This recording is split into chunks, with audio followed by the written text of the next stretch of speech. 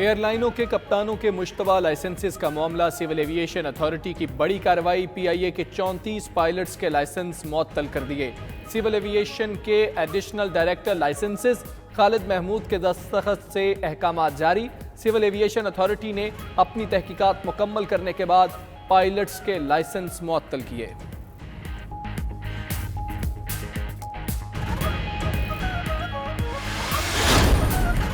وفاقی کابینہ کی پائلٹس کی مشکوک ڈگریوں کی جانچ پڑتال جلد مکمل کرنے کی ہدایت۔ ایئر مارشل ارشد ملک کی بطور سی ای او پی آئی اے تعیناتی کی منظوری بھی دے دی۔ ارشد ملک ریٹائرمنٹ کے بعد کانٹریکٹ پر پی آئی اے میں کام کرتے رہیں گے۔ اجلاس میں قیدی شارک رضا کی برطانیہ حوالگی کا ایجنڈا واپس لے لیا گیا۔ ایف اے ٹی ایف سے متعلق کمپنیز ایکٹ 2017 میں ترمیم کا معاملہ مؤخر۔ وفاقی وزیر علی زیدی کا سندھ حکومت پر جے آئی ٹی رپورٹ کے 8 صفحات غائب کرنے کا الزام، چیف جسٹس سے از خود نوٹس لینے کی اپیل۔ کہتے ہیں عزیر بلوچ کی جے آئی ٹی رپورٹ میں یہ تو ہے کس نے کس کو مارا، یہ نہیں لکھا کس نے کس کے کہنے پر مارا۔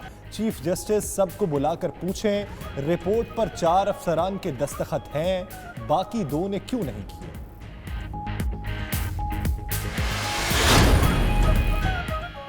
جے آئی ٹی رپورٹ میں مبینہ رد و بدل کا معاملہ، وفاق کا سندھ کے حکمرانوں کے خلاف مقدمے کا اندیا۔ وفاقی وزیر فواد چودھری کہتے ہیں علی زیدی کے رپورٹ جاری کرنے سے سرکاری ریکارڈ میں رد و بدل کے سنگین الزامات نے جنم لیا۔ اگر علی زیدی کا دعویٰ حتمی طور پر صحیح نکلا، جو بلا شبہ صحیح ہے، تو یہ وزیر اعلیٰ سندھ، کابینہ ارکان اور چیف سیکرٹری کے خلاف فوجداری مقدمات کا پیش خیمہ ہوگا۔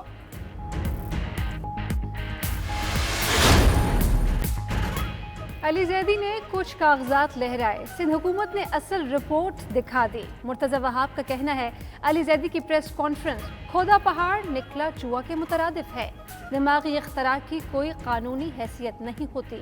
سعید غنی بولے قادر بلوچ کبھی پیپلز پارٹی کا حصہ نہیں رہے۔ پیپلز پارٹی کا علی زیدی پر اسپتال کے چندے کے $3 ملین اپنے اکاؤنٹ میں ڈالنے کا بھی الزام ہے۔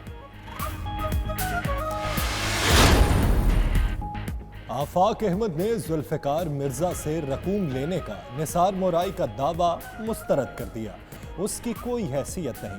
ادھر ایم کیو ایم کے رہنما عامر خان کا کہنا ہے آفاق احمد نے ذوالفقار مرزا سے ملاقات کی، 25 لاکھ روپے بھی لیے۔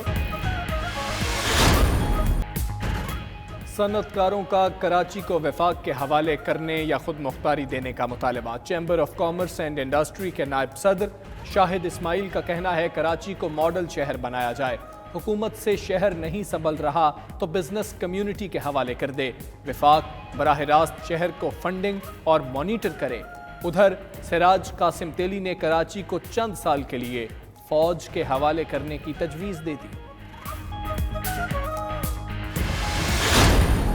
کراچی کے مختلف علاقوں میں بوندا باندی، ایئرپورٹ، ملیر، سرجانی ٹاؤن، گلستان جوہر اور دیگر علاقوں میں ہلکی بارش۔ شہر میں ایک روز قبل ہونے والی بارش کا پانی بھی کئی جگہوں پر جمع۔ ادھر تھر پارکر اور دیگر علاقوں میں تیز بارش۔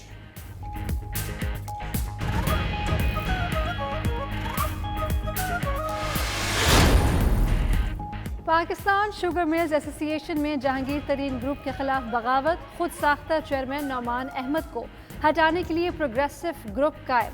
ایسوسی ایشن کے ارکان کی اکثریت شامل پروگریسو گروپ کاروبار میں سیاست کے عمل دخل اور حکومت سے محاذ آرائی کے خلاف ہے۔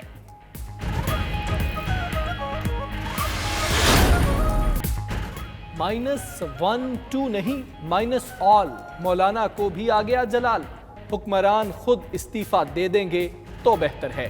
9 جولائی کی آل پارٹیز کانفرنس سیاسی جماعتوں میں یکجہتی پیدا کرنے کی کوشش ہے، دیگر جماعتیں بھی جے یو آئی کی طرح باہر نکلتی تو حالات مختلف ہوتے۔ شہباز گل کا کہنا ہے چوروں کے اکٹھے ہو جانے کے متعلق عمران خان کی 2 سال پرانی بات سچ ثابت ہو رہی ہے۔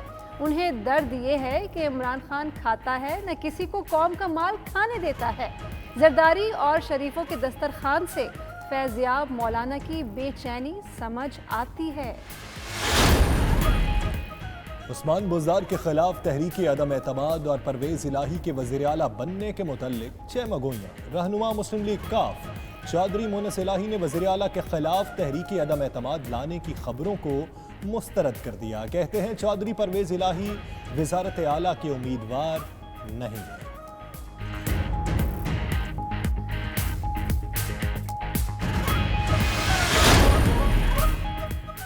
D G Rangers Major General Umar Bukhari کا سینٹرل پولیس آفس کراچی کا دورہ، آئی جی مشتاق مہر نے استقبال کیا۔ ڈی جی رینجرز نے ایڈیشنل آئی جی سے ملاقات میں امن و امان کے اقدامات پر تبادلہ خیال کیا۔ اہم تنصیبات کے لیے پولیس اور رینجرز کے سیکیورٹی اقدامات کو سراہا۔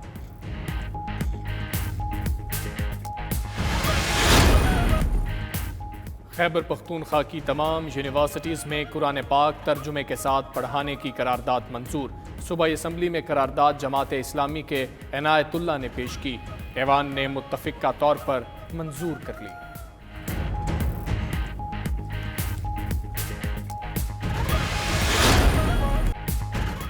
دکھی انسانیت کی بے لوث خدمت کرنے والے عبدالستار ایدھی کے انتقال کو 4 برس بیت گئے۔ ممتاز سماجی کارکن عبدالستار ایدھی نے ایدھی فاؤنڈیشن قائم کی۔ ملک بھر میں ایمبولینسز، شیلٹر ہومز اور بحالی مراکز سمیت فلاحی کاموں کا بڑا نیٹ ورک قائم کیا، جو آج بھی انسانوں کی خدمت میں مصروف ہے۔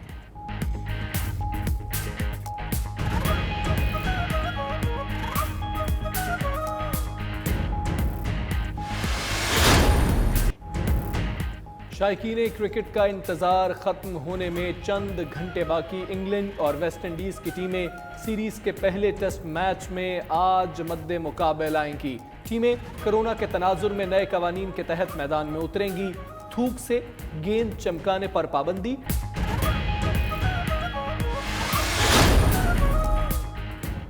اور کرونا کی وجہ سے شادیوں پر پابندی۔ اٹلی میں لوگ پابندیوں سے تنگ آ گئے۔ بہرحال اسلام آباد لے چلتے ہیں، جہاں خواجہ آصف میڈیا سے گفتگو کر رہے ہیں کہ بجلی کا مکس جو ہے بیٹر ہو اور لوگوں کو بجلی جو ہے وہ میسر آئے، سستی بجلی میسر آئے۔ لیکن آج بجلی جو ہے وہ مہنگی ہوتی جا رہی ہے، ٹیرف بڑھتا جا رہا ہے بجلی کا۔ بجلی چاہے وہ انڈسٹری کے لیے ہو، ڈومیسٹک کنزیومر کے لیے ہو، سب کے لیے جو ہے، کمرشل کنزیومرز کے لیے ہو، سب کے لیے بجلی مہنگی ہوتی جا رہی ہے اور ساتھ ناپید ہوتی جا رہی ہے۔ اس صورتحال میں بجلی کی قلت جو ہے وہ ہماری اکنامک جو ہے جو ابتر حالات ہیں ہماری معیشت کے، اس میں اور زیادہ اضافہ ہوگا، صورتحال اور گمبھیر ہو جائے گی۔ جتنے وعدے تھے کنٹینر پہ، پہلے ذرا تھوڑا دور لگا سپریم کورٹ کے بعد، پھر اس گیٹ کے پاس ان کا کنٹینر لگا رہا۔ ہمیں بھی آواز آتی تھی کہ معصوف اس وقت کیا فرما رہے تھے اور آج کیا فرما رہے ہیں۔ ہو سکتا ہے ان کی یادداشت جو ہے کمزور ہو، لیکن عوام کی یادداشت جو ہے وہ مضبوط ہے اللہ کے فضل سے۔ ان کو یاد ہے یہ کنٹینر پہ کیا کہتے تھے اور برسر اقتدار آ کے انہوں نے کن وعدوں کی تکمیل کا وعدہ کیا تھا۔ تو ہم انشاءاللہ تعالی بجلی کی قلت کے اوپر، پیٹرول کی قلت پہ، چینی اور گندم کی قلت پہ، گندم جو ہے 1 مہینہ پہلے فصل کٹی ہے، اپریل اور مئی میں ہماری فصل کٹی ہے پنجاب میں خصوصاً، اور آج آٹا جو ہے وہ پنجاب مہنگی ترین سطح پہ پہنچا ہوا ہے۔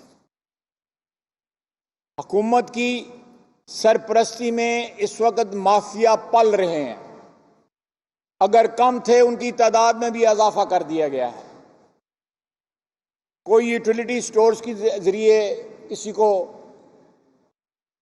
اوبلائج کیا جا رہا ہے، کسی کو ای سی سی کے ذریعے کیا جا رہا ہے، کسی کو کابینہ کے ذریعے کیا جا رہا ہے۔ ایک لمبی داستان ہے، یہ اتنی تیز رفتاری کے ساتھ مافیا کی سرپرستی کر رہے ہیں کہ اس کا ٹریک رکھنا بھی جو ہے مشکل ہے۔